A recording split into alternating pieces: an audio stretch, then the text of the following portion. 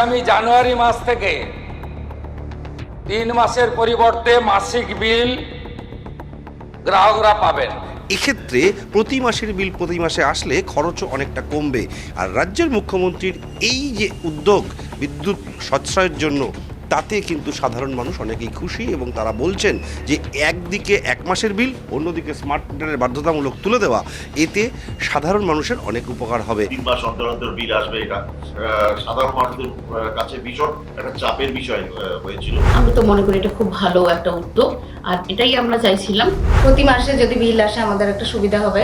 মাননীয় মুখ্যমন্ত্রী একদম মানে সঠিক উদ্যোগ নিয়েছেন সঠিক সময়, এবং আমাদের পক্ষেও এই বিলটা দিতে খুব সুবিধা হবে। প্রতি মাসে মাসে মাসের বিল করে দিয়েছেন, এতে স্ল্যাব কম হলে রেটটাও কম হয়ে যায়, কারণ স্ল্যাবের রেটটা বেড়ে যায়, আমাদের পক্ষে খুব অসুবিধা হয়। পয়সাটা অনেক কম লাগবে, অনেক বেঁচে যাবে।